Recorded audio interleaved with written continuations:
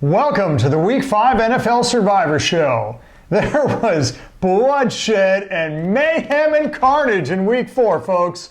We will talk all about that and help you navigate through a tricky Week 5 coming up next.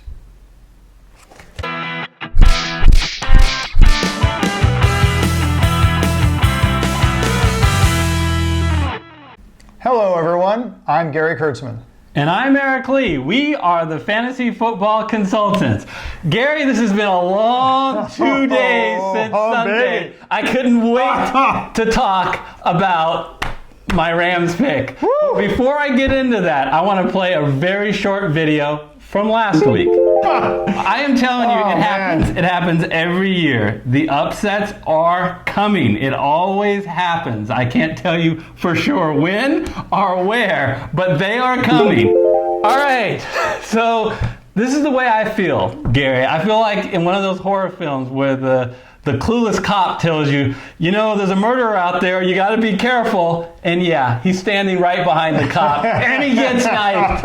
And I just got knifed. Oh, man. Well, you and about 100 other people, Eric. Yeah. First of all, I guess it proves that any NFL team can beat any other NFL team on any given Sunday. So it's hard to predict. But you know what's really hard to predict?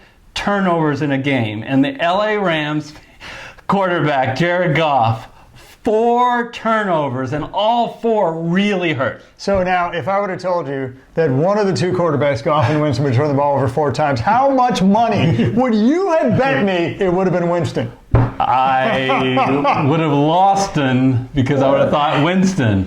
Right. Yeah. So Winston, you lose some. What are you going to do? Yeah, so this is crazy. For those fans who've watched this, that's 2 years in a row I've lost because of the stupid Bucks. So I had to take another visit to my psychiatrist, my fictional psychiatrist, everyone, but my psychiatrist, and they asked me to get my emotions out. So I did something I haven't done for over 30 years. I wrote a haiku. So if you this is how you get your emotions out. You write a haiku. 5 syllables, 7 syllables, 5 syllables. So here it is. Each year it happens. I pick against Tampa Bay, then yell, "What the buck?" Watch your language, you bud. We're on the air. Buck with a B. Yeah. So, oh man, Eric, that game was it laid waste to more survivor pools than just ours across the country. That was the second most popular pick behind the Chargers. For ours, it was definitely the most popular pick. Let me throw a couple stats at you, Eric. Just hit the viewers with this. So let's go back to Week 1. Prior to Week 1, we had, and I don't have the exact number in front of me, but 430 and change people were playing in this pool. Not bad, by the way. We had 40 last year. Huge increase. So that's 1,000% increase right there. If I did my math correctly, 430 plus people started in the pool. Now, Eric, but before we started Week 4, we had 263 people still left. So a whopping 170 people had gotten 2 strikes in the first 3 weeks, which is a very large number in my opinion. Still left us with 211 people. Well, there's some no picks for sure. 211 people left. 263 people were left at the start of Week 4. 52 people. Just in Week 4 alone, 52 people were ousted. Second strike from the pool. I see 10 people. And a whole lot of them, folks. Now, so that means there are 211 people left. Now, what's interesting, Eric, of the 211 people left, fully half, it's an odd number, it's slightly more than half, slightly more than half of those people got their very first strike in Week 4, most of them courtesy of your Rams. My Rams. Now, you know this guy? I slid it in there. That was subtle. I'm a Seahawks fan.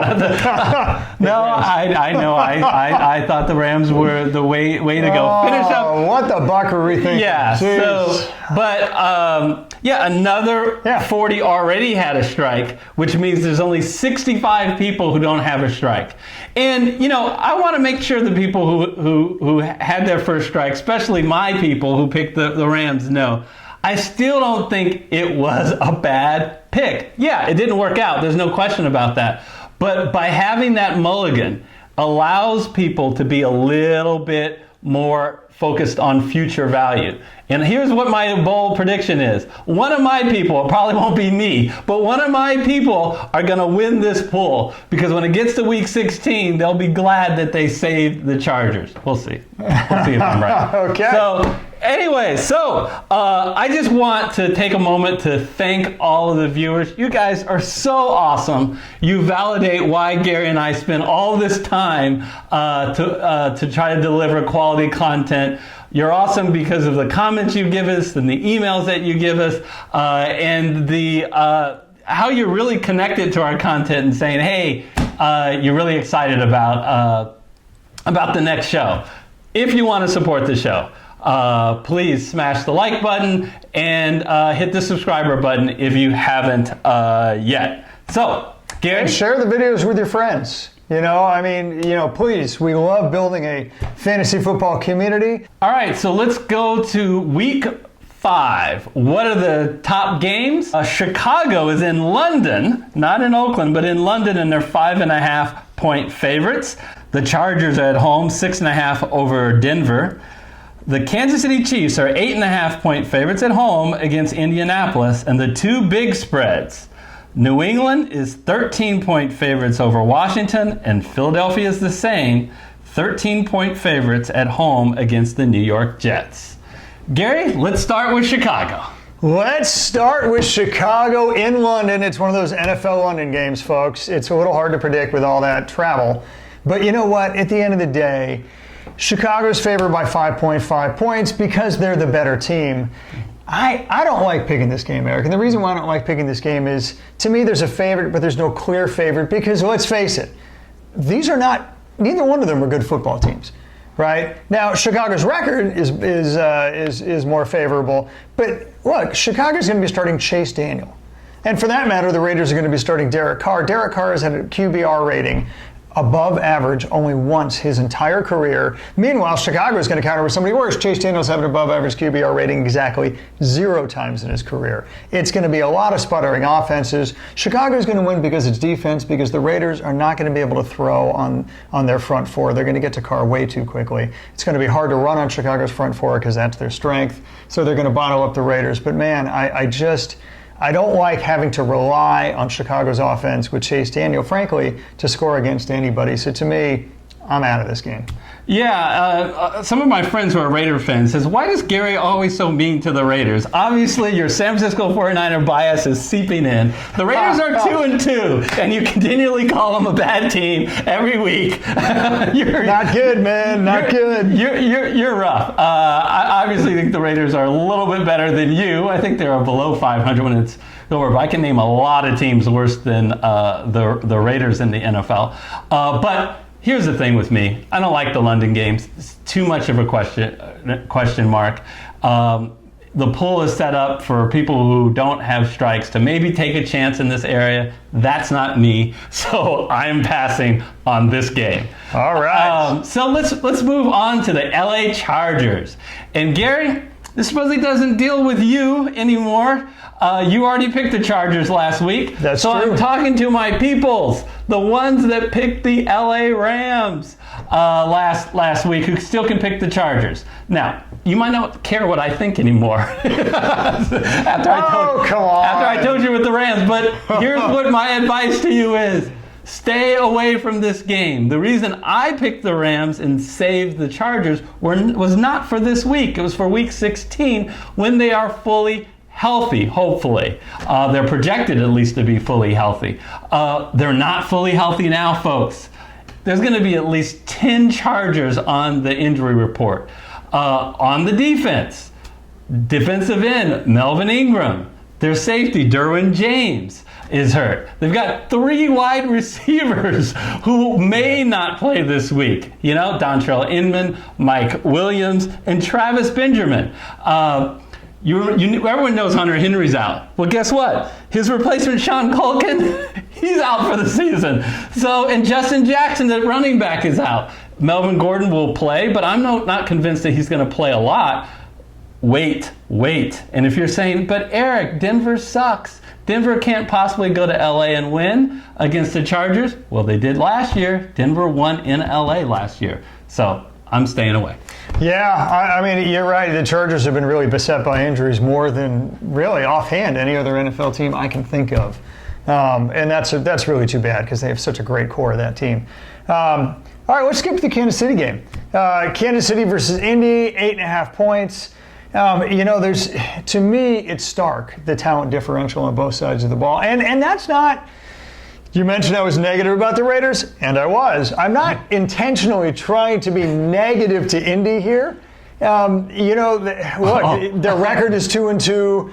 Their differential points scored versus points against is actually a little bit negative. They tend to be outscored by their opponents by about 2.5 points a game, right? But it's pretty close to average. It's just a comment on how incredibly powerfully good the Kansas City Chiefs are. Look, hold on a minute.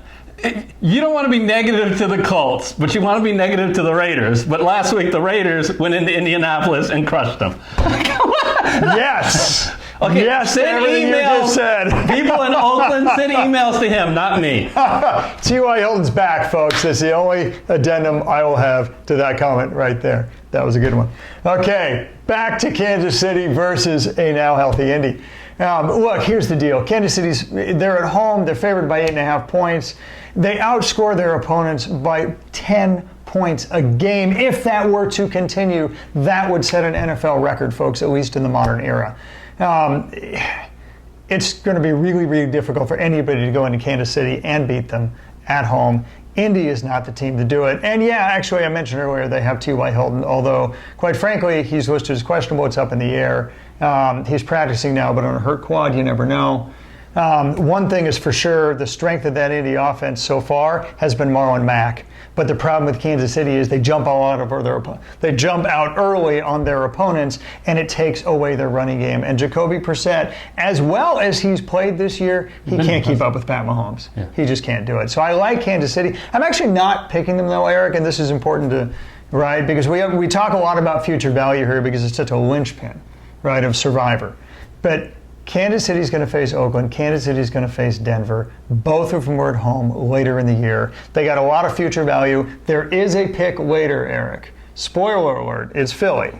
That has no better future value than they do right now, and that's the reason why I'm not picking Kansas City this week. Okay, so ditto to everything Gary said. I'm in complete agreement, but I'm going to add one more thing that he didn't say. I think Pat Mahomes is so good that people forget how truly good Tyreek Hill is. And Tyreek Hill is still hurt. He's not playing in this game. But when the Chiefs played the teams that Gary referred to, Denver and again Oakland, just can't take as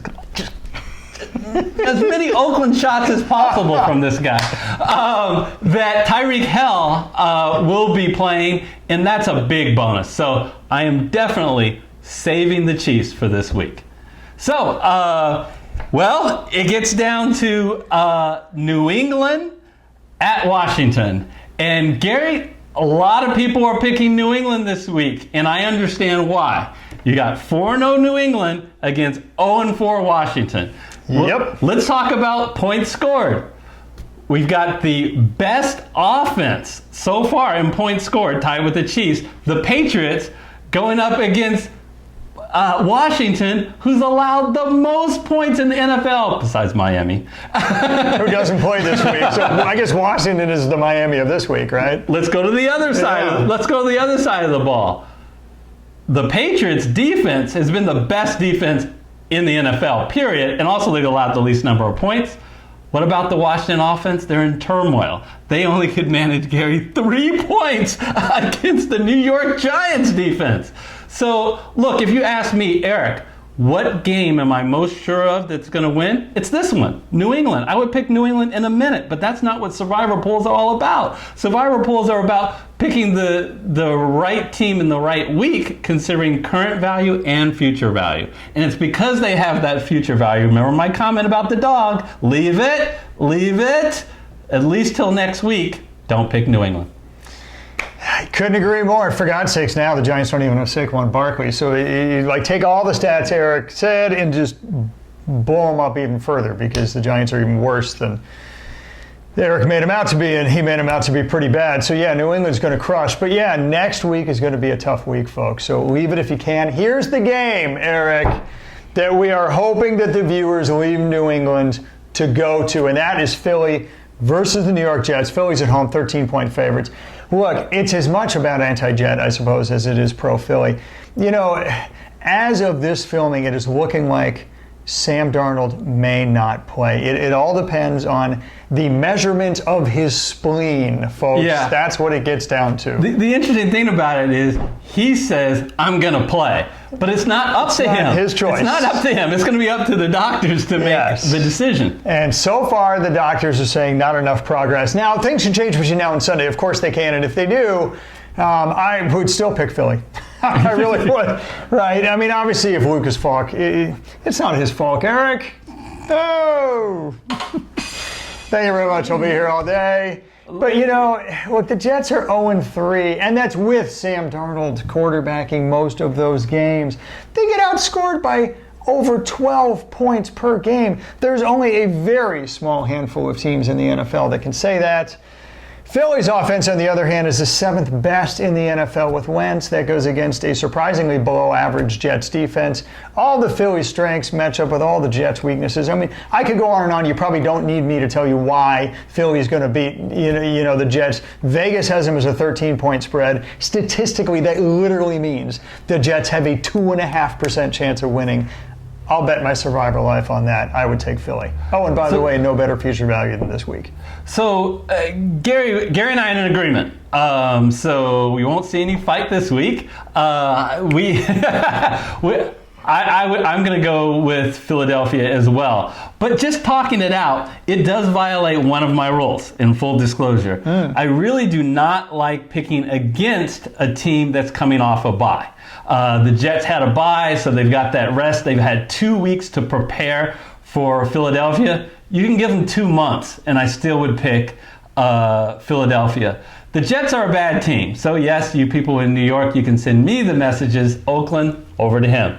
And they're really a bad team with Luke Falk. They really are. And I really think Luke Falk is going to be the starter. They can't. They don't challenge the ball downfield with him. The Eagles, on the other hand, are getting healthier. Alshon Jeffries played last week. This is to be his 2nd week back. I think he'll be at full strength. Carson Wentz has been looking good. Don't know if we're going to get Deshaun Jackson. He's questionable. That would really make me feel even a lot better about this pick. Let's be clear. They play Miami and Washington, so they do have a future value. But guess what? Based on my schemes of who I'm picking, there are other picks I like better. And after already having to strike, I need to go with someone I'm confident with. So I'm going with Philadelphia. Well, and actually, the Vegas futures on those games actually have them as a smaller spread than the 13 points they have here. So this, at least according to Vegas, is going to be Philly's biggest spread all year. It's just always tough to say, okay, here's a future week I'm not going to pick against Miami. Yeah. So fair point, although, you still got Washington out there. And the Jets. You're right, Miami's too tasty. But in this case, you got to go with Philly. All right, so those are the games. Now, going through the expert panel, this is a boring week if you like diversity.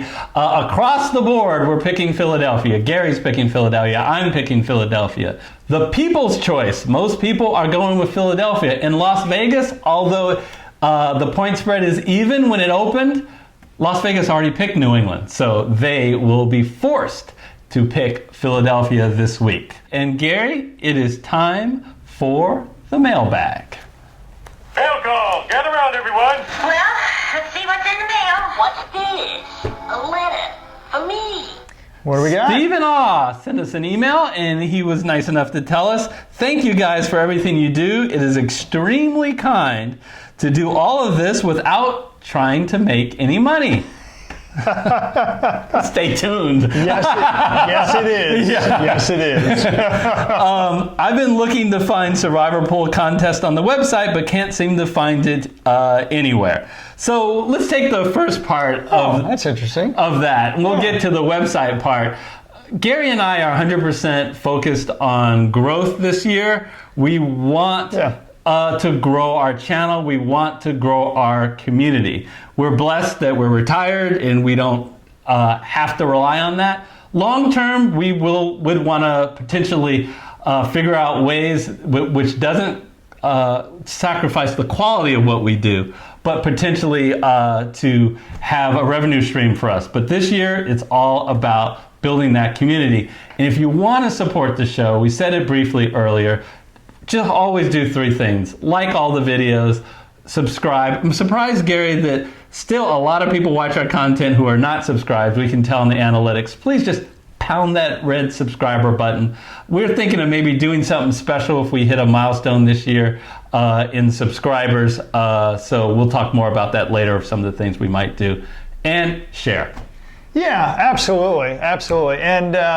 And you know, by the way, hitting that subscriber button literally has like no downside. You don't receive any emails, your address isn't out there, you don't get spammed or anything like that. It helps us out a lot. So please do hit that red subscriber button.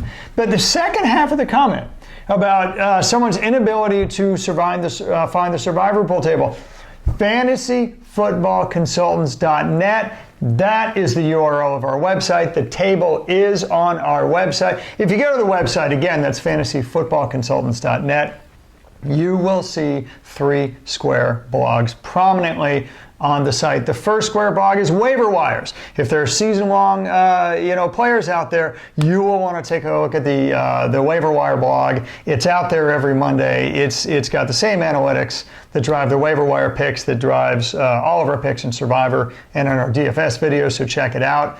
The second square blog are our DFS picks. We have other videos, as most of you know, weekly videos where we supply DraftKings and FanDuel lineups for cash games and for GPP. We've done very, very well with those. And the third square blog, now to get to the point, says Survivor Pool Picks, and it has the table. All you do is click on the square blog and it takes you right to an article. Scroll down ever so slightly in the article and you will see the Survivor table. And the table gets updated every week and it shows all the history, so you can see for all the players who everybody's picked in the past, whether they have a strike or not. Of course, you can do the same for you. So among other things, you can be reminded who you've picked in the past, because you don't want to pick the same team twice in Survivor. You can also make sure that we've recorded the picks correctly.